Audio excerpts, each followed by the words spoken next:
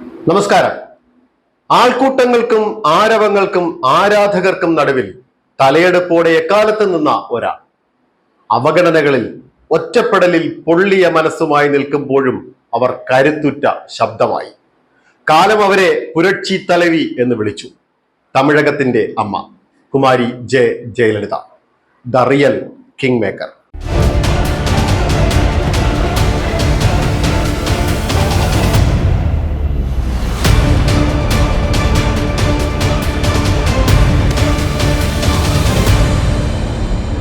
1948 ഫെബ്രുവരി 24 കർണാടകയിലെ മാണ്ഡ്യ ജില്ലയിൽ പാണ്ഡവപുരത്താണ് ജയലളിത ജനിച്ചത്. സിനിമയെക്കുറിച്ച് അറിയാത്ത കുഞ്ഞിന് ജീവിതം തന്നെ സിനിമയേക്കാൾ ഭാവങ്ങളുള്ള തലങ്ങളുള്ള ഒരു തിരക്കഥയാണെന്ന് ചെറുപ്പത്തിൽ തന്നെ മനസ്സിലായി. കോമളവല്ലി എന്നാണ് കുട്ടിക്കാലത്ത് ജയലളിതയെ അമ്മ വിളിച്ചത്. മൈസൂർ രാജാവിന്റെ കൊട്ടാരം സർജനായിരുന്നു ജയയുടെ മുത്തച്ഛൻ. ജയയുടെ പിതാവ് അഭിഭാഷകൻ. മൈസൂർ മഹാരാജാവായിരുന്ന ജയചാമ രാജേന്ദ്ര ഒടയാറുമായുള്ള തങ്ങളുടെ അടുപ്പം സൂചിപ്പിക്കാനും കൂടിയായിരുന്നു ജയലളിതയുടെ കുടുംബക്കാർ അവരുടെ പേരിന് കൂടെ ജയ എന്ന് ചേർത്തത്. മുത്തച്ഛനുണ്ടാക്കിയ സമ്പത്ത് മുഴുവൻ മകൻ, അതായത് ജയയുടെ അച്ഛൻ, ധൂർത്തടിച്ച് നശിപ്പിച്ചു. ജയലളിതയ്ക്ക് 2 വയസ്സായപ്പോഴേക്കും പിതാവ് മരണമടഞ്ഞു. ചർച്ച് പാർക്ക് കോൺവെന്റ് സ്കൂളിലായിരുന്നു ജയയുടെ പ്രാഥമിക വിദ്യാഭ്യാസം. ബിഷപ്പ് കോട്ടൺ ഹിൽ ഗേൾസ് ഹൈസ്കൂളിൽ നിന്നും സ്കൂൾ വിദ്യാഭ്യാസം പൂർത്തിയാക്കി. സ്കൂളിൽ മികച്ച വിദ്യാർത്ഥിനിയായിരുന്നതിനാൽ ഉപരിപഠനത്തിനായി സ്കോളർഷിപ്പ് വാഗ്ദാനം ലഭിച്ചു. അമ്മ വേദവല്ലിയോടൊപ്പം ആദ്യം ബംഗളൂരിലേക്കും പിന്നീട് ചെന്നൈയിലേക്കും താമസം മാറി. സിനിമയിലേക്ക് അവസരം തേടാൻ തീരുമാനിച്ചു. ജയയുടെ അമ്മ സന്ധ്യ എന്ന പേരിൽ സിനിമകളിൽ അഭിനയിച്ചു തുടങ്ങി. ഹൈസ്കൂൾ കാലത്താണ് ജയ അമ്മയ്ക്കൊപ്പം താമസം തുടങ്ങിയത്. അന്ന് അവൾക്ക് സിനിമയോടും അഭിനയത്തോടും ഒക്കെ തീർത്താൽ തീരാത്ത വെറുപ്പായിരുന്നു. സിനിമ ഒട്ടും ഇഷ്ടമില്ലാതിരുന്ന ആ പെൺകുട്ടിക്ക് കാലം കാത്തുവെച്ചത് മറ്റൊന്നായിരുന്നു. 16-ാം വയസ്സിൽ കുടുംബത്തിന് താങ്ങാകാൻ അമ്മയുടെ നിർബന്ധത്തിന് വഴങ്ങി ജയലളിത ക്യാമറയ്ക്ക് മുന്നിലെത്തി. ഇപ്പിസിൽ എന്ന ഇന്ത്യൻ നിർമ്മിത ഇംഗ്ലീഷ് സിനിമയായിരുന്നു അരങ്ങേറ്റം. പിന്നീട് അങ്ങോട്ട് എണ്ണം പറഞ്ഞ ചിത്രങ്ങളിലൂടെ സൂപ്പർ താര പദവിയിലേക്ക്. ഇംഗ്ലീഷ് പുസ്തകങ്ങളോട് വലിയ താല്പര്യമായിരുന്നു ജയലളിതയ്ക്കുണ്ടായിരുന്നത്. സിനിമാ താരം, ഭരണകർത്താവ് എന്നതിലൊക്കെ ഉപരി നല്ലൊരു എഴുത്തുകാരിയും ഗായികയുമായിരുന്നു ജയലളിത. അഭിനയിച്ച മിക്ക ചിത്രങ്ങളിലും ഗാനങ്ങൾ ജയലളിത തന്നെ പാടി. ഒരു കാലത്ത് പ്രശസ്തമായിരുന്ന തായ് എന്ന തമിഴ് മാഗസിനിൽ ജയലളിത സ്ഥിരമായി കോളം എഴുതുമായിരുന്നു. ഏറ്റവും അധികം സിൽവർ ജൂബിലി ഹിറ്റുകൾ ജയലളിതയുടെ പേരിലാണ്. അഭിനയിച്ച 85 തമിഴ് സിനിമകളിൽ 80-ഉം 28 തെലുങ്ക് സിനിമകളും ഈ പട്ടികയിൽ വരുന്നു. ഒരു മലയാള സിനിമയും ഉണ്ട്, ജീസസ്. ജയലളിത അഭിനയിച്ച ഏക ഹിന്ദി സിനിമ ഇസാദ്. അതൊക്കെ അവിടെ നിൽക്കട്ടെ. രാഷ്ട്രീയ ജീവിതം പോലെ തന്നെ പ്രതിസന്ധികൾ നിറഞ്ഞതായിരുന്നു ജയലളിതയുടെ കലാജീവിതവും. പ്രശസ്തിയുടെ കൊടുമുടിയിൽ നിൽക്കുന്ന കാലം. കുറെ കാലം സിനിമയെയും നാടിനെയും ഒക്കെ ഉപേക്ഷിച്ച് അവർ മറഞ്ഞിരിക്കുകയും ചെയ്തു. പിന്നീട് തിരിച്ചെത്തി. ആ തിരിച്ചെത്തിയപ്പോൾ ജയലളിത നഷ്ടപ്പെട്ട പ്രതാപകാലം നിഷ്പ്രയാസമാണ് തിരിച്ചു പിടിച്ചത്. 5 ഭാഷകളിലായി 130-ൽ പരം ചിത്രങ്ങളിൽ അഭിനയിച്ച ജയലളിത നല്ലൊരു ഗായിക കൂടിയാണെന്ന് അറിയുന്നവർ തന്നെ ചുരുക്കമായിരുന്നു ആ കാലത്ത്. ശിവാജി ഗണേശൻ നായകനായ പട്ടിക്കാട പട്ടണമ എന്ന ചിത്രം ദേശീയ അവാർഡ് നേടിയതോടെ നായികയായ ജയലളിതയും ദേശീയ തലത്തിൽ തന്നെ ശ്രദ്ധിക്കപ്പെട്ടു. ജയലളിതയെ തമിഴ് മക്കളുടെ പ്രിയങ്കരിയാക്കി മാറ്റിയത് സംശയമില്ല MGRനൊപ്പം അഭിനയിച്ച 28 ചിത്രങ്ങൾ തന്നെ. 1000-ൽ-ഒരുവൻ, കാവൽക്കാരൻ, അടിമൈപ്പെൺ, അങ്ങനെ ഒരുപാട് ചിത്രങ്ങൾ. ആ പട്ടികയ്ക്ക് വലിയ നീളമുണ്ട്. അവസാനം അഭിനയിച്ച 2 ചിത്രങ്ങൾ ഇപ്പോഴും വെളിച്ചം കണ്ടിട്ടില്ല. നിരവധി അംഗീകാരങ്ങൾ വാരിക്കൂട്ടിയിട്ടും അഭിനയം തനിക്ക് ഇഷ്ടമില്ലാത്ത തൊഴിലായിരുന്നു എന്ന് പിന്നീട് ജയലളിത തുറന്നു പറഞ്ഞിട്ടുമുണ്ട്. താൻ പാടി അഭിനയിക്കുന്ന ചിത്രങ്ങൾക്ക് വേണ്ടി മാത്രമേ പാടിയിട്ടുള്ളൂ എന്നും ജയലളിത പറഞ്ഞിട്ടുണ്ട്. TM സൗന്ദരരാജൻ, SP ബാലസുബ്രഹ്മണ്യൻ എന്നിവർക്കൊപ്പം യുഗ്മഗാനങ്ങൾ ആലപിച്ചിട്ടുള്ള ജയലളിത 3 ഭക്തിഗാന ആൽബങ്ങളിലും പാടി. ഏറെ ആത്മബന്ധമുണ്ടായിരുന്ന അമ്മയുടെ വിയോഗത്തിൽ തകർന്നു പോയ ജയലളിതയ്ക്ക് തണലായി എത്തിയത് സാക്ഷാൽ MGR ആണ്. ഒട്ടേറെ ചിത്രങ്ങളിൽ അവർ ഒരുമിച്ച് അഭിനയിച്ചു. പിന്നീട് അങ്ങോട്ട് MGR ആയിരുന്നു ജയയുടെ ലോകം. സ്വന്തമാക്കാനാകില്ല എന്ന് അറിയാമായിരുന്നിട്ടും ആ തണലിൽ അവർ ആശ്വാസം കണ്ടെത്തി. 1980-കളിൽ ജയലളിത MGRന്റെ അണ്ണാ DMKയിൽ അംഗമായി. അവരുടെ രാഷ്ട്രീയ പ്രവേശനം മുതിർന്ന നേതാക്കൾക്കൊന്നും തന്നെ താല്പര്യം ഉണ്ടായിരുന്നില്ല. എന്നാൽ അവർക്കെതിരായ വ്യക്തമായ ചേരിതിരിവ് പാർട്ടിക്കുള്ളിൽ ഉണ്ടാവുന്നത് MGR അസുഖം മൂലം അമേരിക്കയിലേക്ക് ചികിത്സയ്ക്കായി പോയപ്പോഴായിരുന്നു. ജയലളിത പാർട്ടിയിലെ ചോദ്യം ചെയ്യപ്പെടാത്ത ശക്തിയായി ഉയർന്നു. 1983 നടന്ന ഉപതെരഞ്ഞെടുപ്പിൽ തിരുച്ചെന്തൂർ മണ്ഡലത്തിൽ നിന്നും ജയിച്ച് MLA ആയി. ഇംഗ്ലീഷിലെ അവരുടെ മികവ് കൂടി പരിഗണിച്ച് പാർട്ടി അവരെ 1984 രാജ്യസഭയിലേക്ക് അയച്ചു. രാഷ്ട്രീയത്തിൽ ജയലളിത ഓരോ ചുവടും വയ്ക്കുമ്പോൾ തന്നെ പാർട്ടിയിൽ അവർക്കെതിരെ പടനീക്കം ആരംഭിച്ചിരുന്നു. ജയയുടെ ജീവിതത്തിൽ മറക്കാനാവാത്ത ഒരു ദിനമുണ്ട്. 1984 ഒക്ടോബർ 5. അന്നാണ് MGRന് ഒരു മൈൽഡ് സ്ട്രോക്കിനെ തുടർന്ന് സംസാരശേഷി തന്നെ നഷ്ടപ്പെട്ടത്. ചെന്നൈ അപ്പോളോ ഹോസ്പിറ്റലിൽ പ്രവേശിപ്പിച്ച അദ്ദേഹത്തെ കാണാൻ ചെന്ന ജയലളിതയെ ജാനകി രാമചന്ദ്രന്റെ ആൾക്കാർ തടഞ്ഞു. സംഘർഷഭരിതമായപ്പോൾ Apollo hospital chief doctor Pratap Reddy ജയലളിതയോട് ഇങ്ങനെ പറഞ്ഞു: ഇവിടെ ഒരു സീൻ ഉണ്ടാക്കരുത്, പ്ലീസ് സ്റ്റേ ബാക്ക്. ആരോഗ്യം വീണ്ടെടുത്ത് MGR തിരിച്ചു വരുമ്പോഴേക്കും ഇന്ത്യയിൽ പാർലമെന്റ് ഇലക്ഷൻ പ്രഖ്യാപിച്ചു കഴിഞ്ഞു. ഇന്ദിരാഗാന്ധിയുടെ വധത്തെ തുടർന്നുണ്ടായ തെരഞ്ഞെടുപ്പിൽ രാജീവ് ഗാന്ധി ആയിരുന്നു അടുത്ത പ്രധാനമന്ത്രി. അദ്ദേഹത്തിന്റെ നിർബന്ധപ്രകാരം കോൺഗ്രസ് DMK സഖ്യത്തിന്റെ തമിഴ്നാട്ടിലെ മുഖ്യ പ്രചാരക ജയലളിതയായി. ആ സഖ്യം വൻ ഭൂരിപക്ഷത്തോടെ വിജയിച്ചു. DMKയുടെ പ്രൊപ്പഗൻഡ സെക്രട്ടറി പദം ജയലളിതയ്ക്കായി. കുറച്ചു നാൾ കഴിഞ്ഞ് MGR എന്ന ഇതിഹാസം അരങ്ങൊഴിഞ്ഞു. MGR അന്തരിച്ച വാർത്ത ഇടിത്തി പോലെ ജയയുടെ ചെവിയിലെത്തി. MGRന്റെ വസതിയായ രാമാവരം ഗാർഡൻസിലേക്ക് ജയ പാഞ്ഞു. പക്ഷേ ആ വീട്ടിൽ അവർക്ക് പ്രവേശനം കിട്ടിയില്ല. ജയ കാറിൽ തന്നെ ദുഃഖം കടിച്ചമർത്തി കുറെ നേരം ഇരുന്നു. പിന്നെ വീടിന്റെ വാതിൽ ശക്തിയായി ഇടിച്ചു. ഒടുവിൽ മൃതദേഹം രാജാജി ഹാളിലാണെന്നറിഞ്ഞ് അങ്ങോട്ടേക്ക് പാഞ്ഞു. വെള്ള നിറമുള്ള ഫുൾ സ്ലീവ് ഷർട്ട് ധരിച്ച്, ഫർ ക്യാപ്പ് വെച്ച്, കറുത്ത കണ്ണട ധരിച്ച് നീണ്ടു നിവർന്നു കിടക്കുന്ന MGR എന്ന ഇതിഹാസം. ആ മൃതദേഹത്തിനടുത്ത് ജയ പൊട്ടിക്കരഞ്ഞു നിന്നു. ഇരിക്കാൻ ഒരു കസേര പോലും അവർക്ക് കിട്ടിയില്ല. ആ നിൽപ്പ് അങ്ങനെ തുടർന്നു. ഒന്നല്ല, 2 ദിവസം.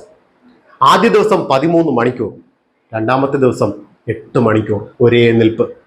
ഒരു വശത്ത് ജാനകിയുടെ ആൾക്കാരുടെ പരിഹാസ വാക്കുകൾ, മറുവശത്ത് അലമുറയിട്ട് നിലവിളിക്കുന്ന തമിഴക മക്കൾ. ഇതിനിടയിൽ പ്രതികരണശേഷി നഷ്ടപ്പെട്ട, പ്രതികരിക്കാതെ നിൽക്കുന്ന ജയലളിത. ഒടുവിൽ മൃതദേഹം ശ്മശാനത്തിലേക്ക് എടുക്കാൻ ഗൺ കാരേജിൽ വെച്ചു. ആൾക്കാർക്ക് റീത്ത് വയ്ക്കാനുള്ള സൗകര്യത്തിനാണ് ഗൺ കാരേജ് തയ്യാറാക്കിയത്. ഡ്യൂട്ടിയിലുള്ള പട്ടാളക്കാർ ജയലളിതയെ ആ ഗൺ കാരേജിലേക്ക് ഇരിക്കാൻ വേണ്ടി സഹായിച്ചു. പക്ഷെ ജാനകിയുടെ അനന്തരവൻ ദീപനും ഡോക്ടർ KP രാജേന്ദ്രനും ജയലളിതയെ അവിടെ നിന്ന് വലിച്ചു പുറത്തിട്ടു. ഇത് കണ്ട് ജനം പ്രതിഷേധിച്ചു. പിന്നീട് അവർക്ക് പിന്മാറേണ്ടി വന്നു. ജയലളിത വീണ്ടും ഗൺ കാരേജിൽ കയറിയിരുന്നു. MGRന്റെ ചിത എരിഞ്ഞടങ്ങി. പാർട്ടിയിൽ അധികാര തർക്കങ്ങൾ ഉടലെടുത്തു. DMKയിൽ പിളർപ്പിന് വഴിവെച്ചുകൊണ്ട് ജാനകി രാമചന്ദ്രൻ പാർട്ടിയിൽ അവകാശവാദം ഉന്നയിച്ചു. MGRന്റെ മരണസമയത്ത് പാർട്ടിക്ക് നല്ല ഭൂരിപക്ഷം ഉണ്ടായിരുന്നതിനാലും ജാനകി നല്ലൊരു ഭാഗം MLA സ്വാധീനിച്ചിരുന്നതിനാലും അവർ മുഖ്യമന്ത്രിയായി. 1988 ജനുവരി 7 ജാനകി മുഖ്യമന്ത്രിയായി സത്യപ്രതിജ്ഞ ചെയ്തു. സഭയിൽ ഭൂരിപക്ഷം തെളിയിക്കാനുള്ള തീയതി ജനുവരി 28. അന്ന് തമിഴ്നാട് നിയമസഭ പ്രക്ഷുബ്ധമായി. സ്പീക്കർ ജാനകി പക്ഷത്തായിരുന്നു. ജയലളിതയുടെ ഗ്രൂപ്പും കോൺഗ്രസുമാണ് അന്ന് ബഹളം വെച്ചത്. പുറത്തു നിന്നുള്ള ഗുണ്ടകൾ സഭയ്ക്കകത്ത് കയറി ജയലളിത ഗ്രൂപ്പിലുള്ളവരെ കയ്യേറ്റം ചെയ്തു. അങ്ങനെ തമിഴ്നാട് നിയമസഭയുടെ ചരിത്രത്തിൽ ആദ്യമായി പോലീസ് നിയമസഭയ്ക്കകത്ത് കയറി സാമാജികരെ ലാത്തി ചാർജ് ചെയ്തു. ആ ബഹളത്തിനിടയിൽ ജാനകിക്കെതിരെയുള്ള അവിശ്വാസ പ്രമേയം പരാജയപ്പെട്ടതായി സ്പീക്കർ പ്രഖ്യാപിച്ചു. ജയലളിതയിലെ ആള് അടങ്ങിയിരിക്കുമോ? ഇല്ല. ജനാധിപത്യം കൊല ചെയ്യപ്പെട്ടതായി കാണിച്ച് ജയ ഗവർണർക്ക് കത്തെഴുതി. ഗവർണർ അതനുസരിച്ച് ജാനകി ഗവൺമെന്റിനെ പിരിച്ചുവിടാൻ ശുപാർശ ചെയ്തു. അങ്ങനെ തമിഴ്നാടിന്റെ ഭരണം ജയലളിതയുടെ കൈകളിലെത്തി. ജയലളിതയ്ക്കെതിരെ ജാനകി ഉറഞ്ഞു തുള്ളി. ജയയെ നശിപ്പിക്കാനുള്ള എല്ലാ വഴികളും അവർ പയറ്റി. ജയ വജ്രായുധം പുറത്തെടുത്തു. MGR മരിക്കുന്നതിന് തലേന്ന് കുടിച്ചത് വിഷം ചേർത്ത ബട്ടർ മിൽക്കാണ്. അതാരാണ് നൽകിയത്? ജയലളിതയുടെ ഈ ചോദ്യം തമിഴ്നാട്ടിലാകെ അലതല്ലി.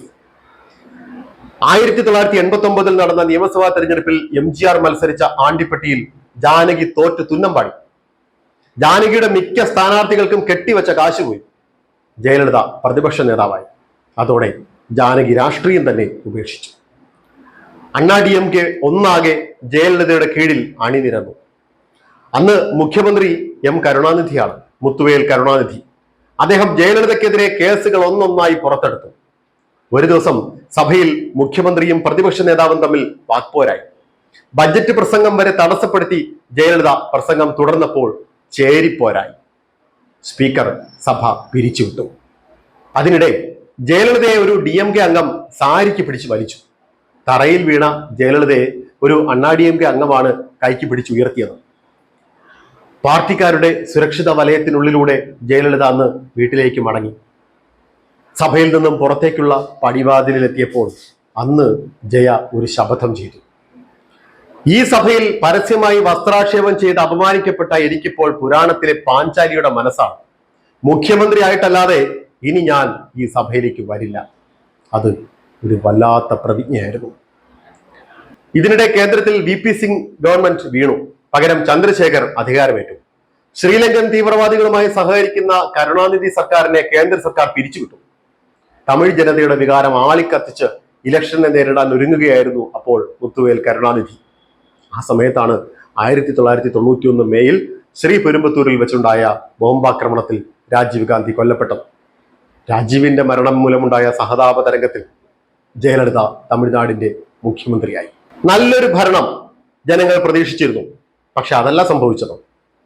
അഴിമതി ആരോപണങ്ങളുടെ പരമ്പരയായിരുന്നു ജയലളിതയുടെ ഭരണകാലത്തുണ്ടായത്. 1996 തെരഞ്ഞെടുപ്പിൽ അത് വ്യക്തമായി പ്രതിഫലിക്കുകയും അവർക്ക് അധികാരം നഷ്ടപ്പെടുകയും ചെയ്തു.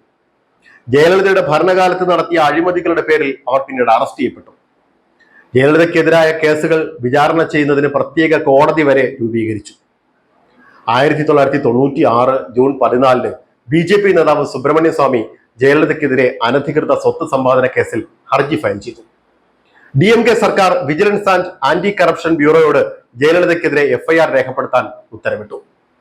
1997 ജൂൺ 4 അന്ന് 66,65,00,000 രൂപയുടെ വരവിൽ കവിഞ്ഞ സ്വത്ത് സമ്പാദന കേസിൽ കുറ്റപത്രം സമർപ്പിച്ചു. ജയലളിത സുഹൃത്ത് ശശികലയുടെ ബന്ധുക്കളായ ഇളവരശി, സുധാകരൻ എന്നിവർ കേസിലെ പ്രധാന പ്രതികളായി. 2001 തെരഞ്ഞെടുപ്പിൽ ജയ മത്സരിക്കാനായി പത്രിക നൽകിയിരുന്നു. പക്ഷേ അഴിമതി കേസുകളിൽ വിചാരണ നേരിടുന്ന അവർക്ക് മത്സരിക്കാൻ യോഗ്യതയില്ല എന്ന് തെരഞ്ഞെടുപ്പ് കമ്മീഷൻ വിധിച്ചു. ഒടുവിൽ നീണ്ട ജയിൽവാസം. മാസങ്ങൾ നീണ്ട നിയമ പോരാട്ടങ്ങളിലൂടെ മേൽക്കോടതിയിൽ നിന്നും ക്ലീൻ ചിറ്റ്. ഓരോ തിരിച്ചടിക്ക് ശേഷവും ജനമനസ് കീഴടക്കിയായിരുന്നു ജയയുടെ തിരിച്ചുവരവ്. വീണ്ടും മുഖ്യമന്ത്രി കസേരയിലേക്ക്. ജയിൽ ജീവിതത്തിന് ശേഷം മുഖ്യമന്ത്രിയായി എത്തിയ ജയ അടിമുടി മാറി. അനുകമ്പയും കരുണയും അവരുടെ പ്രവൃത്തികളിലൊക്കെ നിറഞ്ഞു.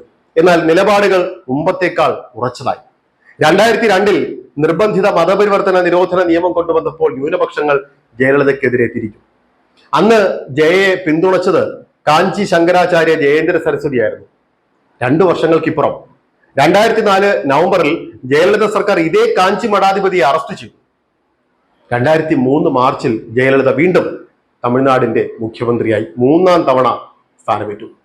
2004 ഡിസംബറിൽ സുനാമി തമിഴ്നാട്ടിൽ ആഞ്ഞടിച്ചപ്പോൾ അവർ നടത്തിയ ഭരണ നൈപുണ്യത്തെ ലോക ജനത മുഴുവൻ വാഴ്ത്തി. 2011 ഡിസംബറിൽ ജയലളിത ശശികല നടരാജനുമായുള്ള അവരുടെ ദീർഘകാലത്തെ ആത്മബന്ധം വേർപെടുത്തുന്നുണ്ട്. 2015 ജയലളിത 5ാം തവണ തമിഴ്നാടിന്റെ മുഖ്യമന്ത്രിയായി. അമ്മ മാസ്റ്റർ ആരോഗ്യ പരിശോധനാ പദ്ധതി, അമ്മ ആരോഗ്യ പദ്ധതി, മുതിർന്ന പൗരന്മാർക്ക് വേണ്ടി സൗജന്യ ബസ് യാത്രാ പദ്ധതി, അങ്ങനെ ഒരുപാട് പദ്ധതികൾ ആവിഷ്കരിച്ചത് ഈ കാലത്താണ്.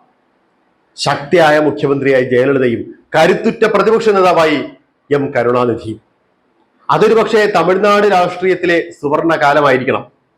2015 ജയലളിത ആഗോള നിക്ഷേപക ഉച്ചകോടിക്ക് പ്രാരംഭം കുറിച്ചു. 2016 ജയലളിത 6ാം തവണ തമിഴ്നാടിന്റെ മുഖ്യമന്ത്രിയായി. തുടർച്ചയായ 2ാം തവണ മുഖ്യമന്ത്രിയായി സത്യപ്രതിജ്ഞ ചെയ്തതിന്റെ ചരിത്രവും അവർ സൃഷ്ടിച്ചു. 3 ദശാബ്ദക്കാലത്തോളം തമിഴ്നാട് രാഷ്ട്രീയത്തിലെ കേന്ദ്ര ബിന്ദുവായിരുന്ന ജയലളിത 68ാം വയസ്സിലാണ് അന്തരിച്ചത്.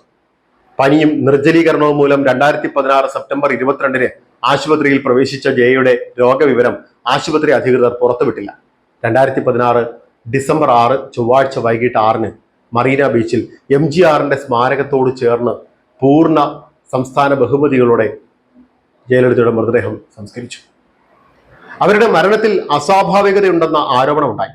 ഹൃദയസ്തംഭനം ഉണ്ടായ വിവരം ശശികല മറച്ചുവെച്ചു എന്നൊക്കെ ആരോപണങ്ങൾ വന്നു. വിഷം നൽകി കൊന്നതാണെന്ന് വരെ കഥകൾ ഉയർന്നു. ജയയുടെ മരണത്തെ തുടർന്ന് ലക്ഷക്കണക്കിന് ആളുകൾ തെരുവിലിറങ്ങിയതോടെ തമിഴ്നാട്ടിലാകെ സുരക്ഷ ശക്തമാക്കി. സംഘർഷം ഭയന്ന് ചെന്നൈ നഗരത്തിലെ പെട്രോൾ പമ്പുകളും കടകളും സ്കൂളുകളും സ്വകാര്യ സ്ഥാപനങ്ങളും ഒക്കെ നേരത്തെ അടച്ചു. ജയലളിതയുടെ കൂടെ നിന്നവർ മരണത്തിലും അവരെ ചതിച്ചു എന്ന ചോദ്യത്തിന് ഈ നിമിഷം വരെ ഉത്തരം കിട്ടിയിട്ടില്ല. ജയയുടെ കാൽപാദങ്ങളിൽ സാഷ്ടാംഗം വീഴുന്നതിൽ പരസ്പരം മത്സരിച്ചിരുന്ന എടപ്പാടി പളനിസ്വാമിയും O പനീർസെൽവവും തമ്മിലുള്ള പോരിൽ പാർട്ടി ക്ഷയിച്ചു. പനീർസെൽവം DMK ക്യാമ്പിലേക്ക് പോകുന്നതിനും കാലം സാക്ഷിയായി. അതെന്തെങ്കിലും ആവട്ടെ, നാളെ അണ്ണാ DMK എന്ന പാർട്ടി ഉണ്ടാവാം, ഉണ്ടാവാതിരിക്കാം. പക്ഷെ അവർക്ക് ജയലളിതയെ പോലെ ഒരു നേതാവിനെ സ്വപ്നം കാണാൻ പോലും പറ്റില്ല. കാരണം ജയലളിതയ്ക്ക് തുല്യം ജയലളിത മാത്രം, ദ റിയൽ കിങ് മേക്കർ. ജയലളിതയുടെ കഥ ഇവിടെ പൂർണ്ണമാവുന്നു. മറ്റൊരു കിങ് മേക്കറിന്റെ കഥയുമായി അടുത്ത ആഴ്ച കാണാം. നമസ്കാരം.